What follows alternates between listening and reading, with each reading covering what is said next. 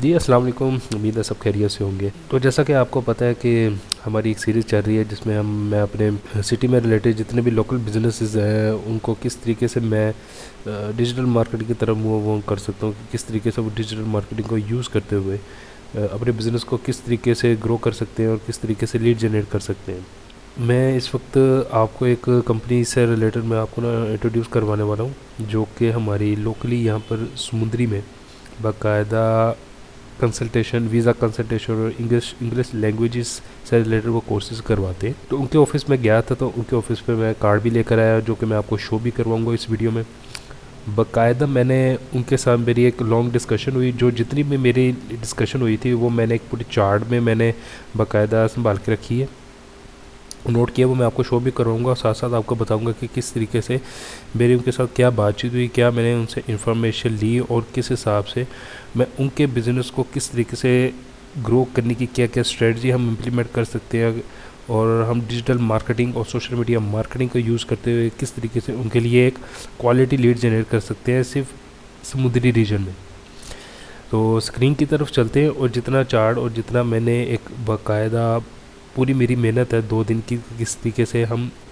Already performance थी या अगर वो उन्होंने किसी डिजिटल मार्केटिंग की किसी से सर्विस ली है या नहीं ली, अगर ली है तो उनके क्या रिज़ल्ट है, प्रीवियस क्या रिज़ल्ट है, अगर अब नहीं ली तो उनको किस तरीके से हम अपनी सर्विस लेने के लिए एग्री कर सकते हैं, किस तरीके से उनके बिज़नेस को ऑर्डर कर सकते हैं। तो स्क्रीन की तरफ चलते हैं। तो ये मैं आ गया अपनी स्क्रीन की तरफ। तो यहाँ पर आप देख सकते हैं कि इस वक्त उस कंपनी का नाम है यूनी एक्सिस। यूनी एक्सिस समुद्री में बाकायदा इंग्लिश लैंग्वेज से रिलेटेड जितने भी कोर्सेज हैं, लाइक आइल्स हो गया, ट्विफल हो गया या पीटी टेस्ट हो गया, या इससे रिलेटेड अगर देखा जाए तो स्पोकन इंग्लिश और ऑक्सफोर्ड ELLT से रिलेटेड जो कोर्सेज हैं वो ऑडियंस को करवाते हैं। तो यहाँ पर सबसे पहले तो जब मैं इनके जो ऑफिस गया तो सबसे पहले तो मैंने ये देखा कि क्या इनकी कोई प्रॉपर वेबसाइट है। एक प्रॉपर वेबसाइट होगी फिर ही जाहिर सी बात है उस वेबसाइट पे आप ब्लॉग्स भी शेयर करेंगे, आप अपने प्रीवियस कस्टमर के टेस्टिमोनियल्स भी शेयर करेंगे, रिव्यूज़ भी शेयर करेंगे और नई से नई आप इंफॉर्मेशन शेयर करेंगे अपनी फील्ड से रिलेटेड। तो वेबसाइट क्या उनकी है, अगर है तो क्या वो SEO फ्रेंडली है या नहीं है, क्या वो SEO ऑप्टिमाइज है। पहली बात है उनकी वेबसाइट नहीं थी, उनकी वेबसाइट उनकी बिल्कुल नहीं है। उनके सोशल मीडिया पे सिर्फ एक फेसबुक पेज है। तो इस वाले से मैंने इस पर भी काफ़ी रिसर्च की है। फिर इसके बाद यहाँ पर अगर मैं आपको बताता चलूँ कि और ये मैंने देखा कि क्या इनके सोशल मीडिया का जो अकाउंट्स है क्या वो इंगेजिंग है, उस पर डेली के डेली को पोस्ट होती है, बेशक वो इंफॉर्मेशन के पॉइंट ऑफ व्यू से हो, बेशक वो गाइडेंस के पॉइंट ऑफ व्यू से हो, बेशक वो प्रीवियस जो कस्टमर है उनके टेस्टिमोनियल्स की वीडियोस या फोटोज़ या क्या उनके सोशल मीडिया पे अपलोडेड है या नहीं है। तो इस हवाले से मैंने उनकी सारी ऑडिट की है। फिर उसके बाद हमें ये मैंने उनसे ये पूछा कि जो ये कोर्सेज करवा रहे हैं क्या ये ट्रेंड में है, क्या ये लोगों के लिए क्या ये फ़ायदेमंद है आज इस वक्त मौजूदा टाइम में। तो उन्होंने कहा बिल्कुल है। तो मैंने उनके बिज़नेस से रिलेटेड और मज़ीद मैंने जानने की कोशिश की। तो जानने के बाद मुझे कुछ चीज़ों का और भी पता लगा। तो फिर मैंने देखा कि यार अभी तो इनकी ना वेबसाइट है और इनकी अगर सोशल मीडिया पे अगर कोई अकाउंट्स भी है वो भी सिर्फ फेसबुक है और फेसबुक पे कोई इतनी रीच नहीं है, ना कोई इस पर पोस्ट है इतनी ज़्यादा, ना इसको इस तरीके से मैनेज किया गया है या उसमें एक एक्स्ट्रा अपने बिज़नेस की आर्ट वाली इंफॉर्मेशन डिलीवर की गई है और एक ट्रस्टेबिलिटी को गेन करने के लिए कस्टमर की कोई ज़्यादा यानी कि उसको यूटिलाइज़ नहीं किया गया है उन इंफॉर्मेशंस को। तो फिर उसके बाद मैं आपको कुछ बताता चलूँ कि उनके बिज़नेस के लिए क्या क्या चीज़ें हमें ज़रूरी है। सबसे पहले तो यहाँ पर मैं आपको कुछ बताता चलूँ कि उनको पिच करने का तरीका क्या है, कि उनको किस तरीके से गाइडेंस की जाती है। पहले तो मैंने pre pitch research understanding the needs, इसके मुताबिक पहले तो मुझे एनालाइज़ करना था कि क्या उनके वेबसाइट और सोशल मीडिया अकाउंट्स अगर हैं तो वो किस तरीके से वो फ्रेंडली हैं, क्या वो उन पर डेली की डेली पोस्ट होती है, अगर उनकी वेबसाइट है तो उन पर ब्लॉग्स शेयर होते हैं, कोई इन्फॉर्मेशन शेयर होती है, क्या सर्विस से रिलेटेड क्या उन्होंने कोई और एक्स्ट्रा कोई ऑफ़र या कोई किसी हवाले से कोई अपने कस्टमर प्रीवियस कस्टमर्स के लिए या अपने पास्ट के कस्टमर्स के लिए कोई उन्होंने कोई रेफरेंस बेस कोई इस तरह का प्रोजेक्ट तैयार किया है जिसकी बेस पर वो अपने कस्टमर्स को भी ज़्यादा से ज़्यादा फ़ायदा दे सके। अभी वो बिल्कुल नहीं थे। तो यहाँ पर इन्होंने क्या अपने बिजनेस को रजिस्टर करवाया था गूगल पे, वो भी नहीं करवाया। क्या ऑलरेडी को इनकी को मार्केटिंग में चल रही है, कोई इनको बजट स्पेंड किया गया है, इनको अपनी तरफ से क्या इन्होंने बजट ये मैनेज कर रहे हैं जो मार्केट पर स्पेंडिंग किया जा सके, वो भी नहीं कर रहे थे। तो फिर इसके बाद यहाँ पर मैंने लीड्स के हवाले से इनको पूछा, तो लीड्स के हवाले से इन्होंने सिर्फ कहा कि हमारे रेफरेंस बेस ही, हमें जितने भी प्रोजेक्ट मिलते हैं वो सिर्फ रेफरेंस बेस मिलते हैं, कोई रेफरेंस बेस ही हमारे पास कंसल्टेंसी या इंग्लिश की लैंग्वेज सीखने के लिए आता है, अदरवाइज़ कोई भी नहीं आता। तो इनका ज़ाहिर सी बात एसईओ ना कैसे होगा, उनकी वेबसाइट ही थी। फिर मैंने कॉम्पिटिटर्स को एनालाइज़ किया, इनके जितने भी कॉम्पिटिटर्स हैं, हालांकि ये छोटा सा समुद्री है लेकिन इनके कॉम्पिटिटर्स कोई 10-12 ऐसे कॉम्पिटिटर्स जिनकी अपनी वेबसाइट, उनके सोशल मीडिया पे अकाउंट्स और social media management, social media activities सब कुछ परफॉर्म हो रहा था और लीड्स भी अच्छी जनरेट हो रहे थे। वो अपने एक ट्रस्टेबिलिटी को मार्केट में बहुत अच्छी गेन करने की कोशिश कर रहे थे, लेकिन इन्होंने अपनी तरफ से कोई भी इस तरह की एक्टिविटी नहीं की। तो यहाँ पर मैं इनको ये भी बताता चलूँ कि इन्होंने अभी इस चीज़ पर गौर ही नहीं किया कि इनकी टारगेटेड ऑडियंस कौन सी है। देखें, जब आप किसी को मुल्क से बाहर भेजते हैं एज ए वीज़ा कंसल्टेंट के तौर पर या इंग्लिश लैंग्वेज के तौर पर या स्टडी वीज़ा, बेशक वो स्पाउस वीज़ा हो, कोई भी वीज़ा हो, उस वाले से अगर आप किसी को बाहर भेजते हैं तो आपकी टारगेटेड ऑडियंस कौन सी है।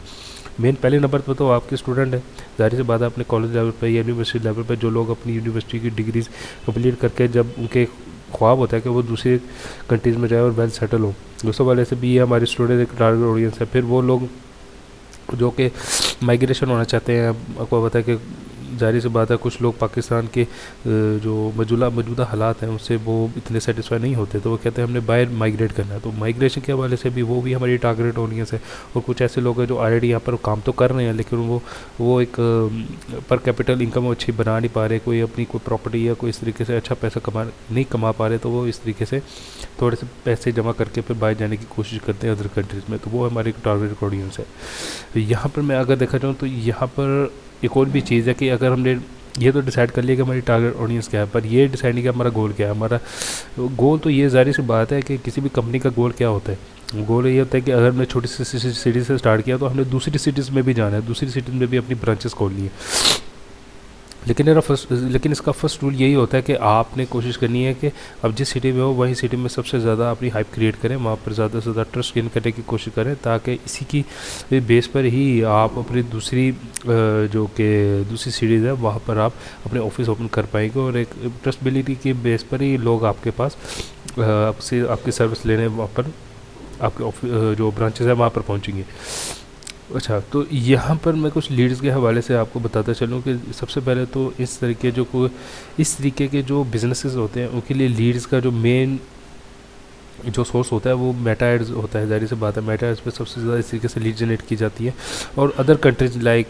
अगर पाकिस्तान से बाहर चले जाए तो वहाँ पर गूगल एड्स को सबसे ज़्यादा अच्छे मायनों में बहुत ज़्यादा एक प्राइमरी इनके एडवर्टाइजिंग प्लेटफॉर्म समझा जाता है। लेकिन मैं फिर भी कहूँगा कि अगर आपने स्टार्टअप किया है तो आप मेटा से स्टार्ट करें, टिकटॉक से स्टार्ट करें, क्योंकि पाकिस्तान में टिकटॉक तो अलाउ नहीं है, इसलिए मैं उसको रिकमेंड नहीं करता। लेकिन आपको हाईली रिकमेंडेड कि आप मेटा एड्स पे काम करें। मेटा एड्स के थ्रू अगर आपने सोशल मीडिया मार्केटिंग करनी है तो आपके पास फेसबुक और इंस्टाग्राम की फैसिलिटी अवेलेबल है, तो उसके थ्रू आप लीड जनरेट करें।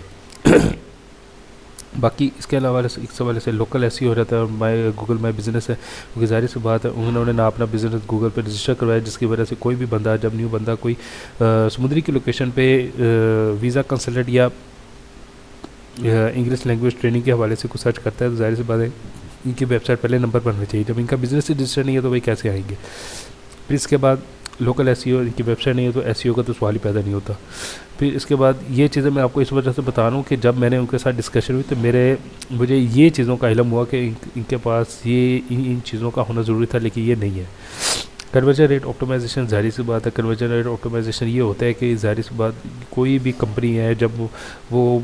मार्केटिंग पर स्पेंडिंग कर रही होती है तो उनको वो सेल्स एक्सपेक्ट नहीं हो रहे थे, वो सेल्स जनरेट नहीं होती, बेशक वो लीड्स के हवाले से हो, बेशक वो ई कॉमर्स के हवाले से हो। जब उनको उनके एक्सपेक्ट के मुताबिक ROI या ROAS नहीं मिल रहा होता तो फिर वो कन्वर्जन ऑप्टिमाइजेशन करवाते हैं, यानी कि वो ऑप्टिमाइजेशन करवाते हैं अपनी वेबसाइट की, अपनी सोशल मीडिया अकाउंट्स की, अपने ऐड क्रिएटिव्स की, और जहाँ तक हो सके जितना भी अपना फनल्स की सबकी वो ऑप्टिमाइजेशन करवाते हैं, जिसकी बेस पर उनको पता लगता है कि यार हम किस तरीके से अपने बिज़नेस को ग्रो अप कर सकते हैं। तो सोशल प्रूफ तो फिर सब मेरी बात हुई कि सोशल प्रूफ के बारे से उनके क्या यानी कि तासरात है। तो उन्होंने कहा कि सोशल प्रूफ में हम कोई भी यानी कि अगर हमारे थ्रू कोई बात चला भी जाता है तो हम उनसे वीडियो नहीं बनवाते या उनके साथ कोई ऐसे टेस्टिमोनियल्स के हवाले से उनको एक यादगार जो जो कि वीडियो है जो हम सोशल मीडिया पर अपलोड कर सकते हैं फॉर द गेन ट्रस्टेबिलिटी, वो नहीं करते। फिर इसके बाद मैंने उनसे इस हवाले से मेरी डिस्कशन हुई क्या रिस्क फ्री पायलट प्रोजेक्ट है, यानी कि इनके 3 मंथ यानी कि क्या उनके पास इतना बजट है कि वो 3 मंथ के लिए अपनी स्पेंडिंग कर सके। तो उस हवाले से उनके साथ मेरा ये डिस्कशन हुआ क्या वो मार्केटिंग पे स्पेंडिंग कर सकते हैं। तो उन्होंने भी कहा नहीं जी हम मार्केटिंग पर स्पेंडिंग तो नहीं कर सकते। फिर इस हवाले से मुझे ये बात ट्रिगर करी कि देखें समटाइम्स ऐसे होते हैं लोग जो कि अपने बिज़नेस के दूसरे अखराजात को भी मैनेज कर रहे होते हैं, अपने रेंटल प्रॉपर्टीज़ के हवाले से या अदर एक्सपेंसेस हो गए या कोई एम्प्लॉयज़ के सैलरीज वगैरह वो मैनेज कर रहे होते हैं, लेकिन समटाइम्स वो इस भाग की तरफ जाते नहीं है। वो एक ट्रेडिशनल बिजनेस को लेके चल रहे होते हैं, ना उनको डिजिटल मार्केटिंग का पता होता है, ना सोशल मीडिया प्लेटफॉर्म, ना उनको इस हवाले से ये आगाही होती है कि हम अपने बिज़नेस को दूसरी सिटीज़ में भी अगर मूव ऑन कर जाए तो ज़्यादा ऑडियंस को टारगेट कर सकते हैं और अपने बिज़नेस को ज़्यादा ग्रो कर सकते हैं। लेकिन इस हवाले से वो सोचते नहीं है, वो एक दूसरे एक सिटी में एक महदूद होकर रह जाते हैं, कोई के मैडम बन के रह जाते हैं। उसको उससे आगे वो सोचने की यानी कि ना वो आइडियाज़ नए आइडियाज़ पर काम करते हैं, ना वो सोचने की यानी कि कोशिश यानी कि इस वाले से सोचने की कोशिश करते हैं कि हम अपने बिज़नेस को ग्रो करें, नेवर। अच्छा, तो फिर उसके बाद फिर मैंने उनसे ये मज़ीद इस वाले से उनके बिज़नेस के बारे से बात हुई। तो एंड पे मुझे यही समझ आई कि सबसे पहले तो अगर तो मैंने इन्हें पिच करना है तो इनके जितने भी कॉम्पिटिटर्स हैं उनका सारा डाटा इनके साथ मैंने शेयर करना पड़ेगा, कि उनको बताना पड़ेगा ये आपके जितने भी कॉम्पिटिटर्स हैं इस हिसाब से ये लीड जनरेट कर रहे हैं और इनका बिज़नेस भी ड्रास्टिकली ग्रो हो रहा है। अगर आप इस हवाले से अपने बिज़नेस को ग्रो करना चाहते हैं तो आपको ये digital marketing, social media marketing, अपनी वेबसाइट, अपने सोशल मीडिया अकाउंट्स और अपनी बाकायदा सोशल मीडिया मैनेजमेंट के हवाले से इस बारे में आपको सोचना चाहिए, ताकि एक तो आपकी ट्रस्टेबिलिटी भी ज़्यादा से ज़्यादा लोग आपके हवाले से अच्छा सोचें और आपके हवाले से लोगों को अच्छा बताएं। ज़ाहिर सी बात है इसमें आपकी सर्विस भी बहुत ज़्यादा मैटर करती है। ट्रस्ट इसी वजह से गेन होगा कि प्रीवियस लोगों का जब आप वो डाटा देखेंगे वो इसी बेस पर आप पर ट्रस्ट करेंगे कि हमसे पहले लोगों ने जो इनकी सर्विस दी है तो उनके रिव्यूज़ अच्छे हैं और हमने भी इनसे सर्विस ली। बाकी social media, digital marketing, everything is important in every type of business, बेशक वो स्मॉल बिजनेस हो बेशक वो बड़े बिजनेस हो। तो बात फिर वही आती है कि अगर तो मुझे उनको इस हवाले से यानी कि मैं किसी को सर्विस अभी नहीं देता, लेकिन उनको इस हवाले से प्रॉपर तरीके से पहले गाइड करना चाहिए कि यार ये चीज़ें आपके लिए होनी चाहिए। आने वाले 5 साल में 10 साल में सोशल मीडिया या गूगल हो गया या जितने भी प्लेटफॉर्म हो गया आईटी के, तो वो बहुत ज़्यादा ग्रो करेंगे। उनके थ्रू अगर आप अपनी सोशल मीडिया उनके थ्रू अगर आप अपनी ऑडियंस बनाते हैं तो वो ड्रास्टिकली आप अपने बिज़नेस को बहुत ज़्यादा ग्रो अप कर सकते हैं। तो इसी बेस पर मेरा फिर उनके पास सेशन हुआ और मैं इस वाले से फिर एक न्यू वीडियो बनाऊंगा जिसमें मैं आपको बताऊंगा कि किस तरीके से मैं इनके पास गया और इनको प्रॉपर तरीके से मैंने गाइडेंस दी, किस तरीके से मैं इनको वो गाइड करूँ कि आपको अपने जो कि बिज़नेस को किस तरीके से सोशल मीडिया और वेबसाइट पे ट्रांसफ़र कर सकते हैं, अपने